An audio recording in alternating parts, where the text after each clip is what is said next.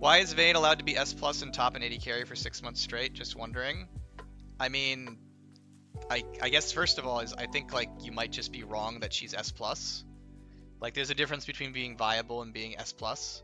So like as an example, one of the reasons that Vayne top like tends to be like somewhat balanced is the fact that you're running an AD carry.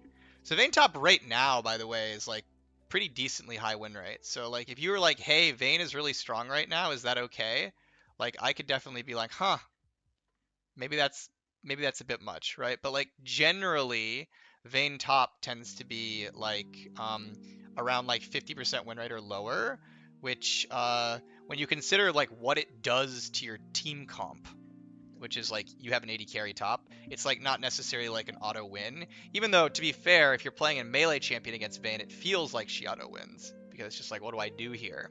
But one of the things that keeps Vayne top in line is the fact that when you have a Vayne top, you're running a Vayne top, um, which means you're not running a lot of other classes up there, and Vayne top actually does have a cost on your team comp. Anyways, she might be overpowered right now. Like maybe she'll need some nerfs. She definitely is like has a lot of items that feel really good on her right now. Like a lot of the on-hit items have been really nice for her. But yeah, Vayne top has no counter. Well, the thing that counters Vayne top is, for starters, a jungler. But the other thing that counters in it is the fact that it is an AD carry top lane. So like one thing to think of, and like I'm not saying she's fun to play against, all right? Like if you're a melee champion playing against Vayne top and you're like, oh, thanks, August. The fact that she's an AD carry is the counter, big deal, right? Like I get it that doesn't feel good, right? But what I'm saying is like in regards to a team comp, one of the things that Vayne top sacrifices to be Vayne top is the fact that you will have two AD carries on your team, which is typically not great. We saw this. We see this with characters like Lucian and Tristana mid as well. Like we have a lot of metas where like Lucian and Tristana mid like are really strong in say pro play, but like one of the reasons they're strong in pro play, but they never tend to be as strong in solo queue.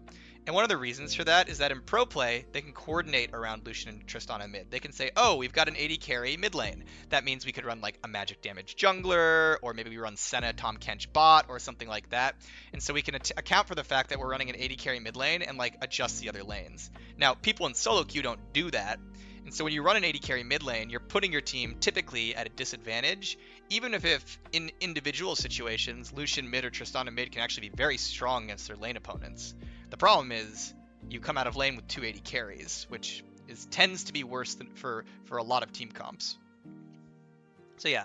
Anyways, not saying Vayne is perfectly balanced. She might need nerfs, like I mentioned, especially with like things like Kraken Slayer being pretty good. But like, I would say that her being the idea that she's been S plus for 6 months, I think is a little off. She definitely can be strong up there though, and it's something we need to watch for.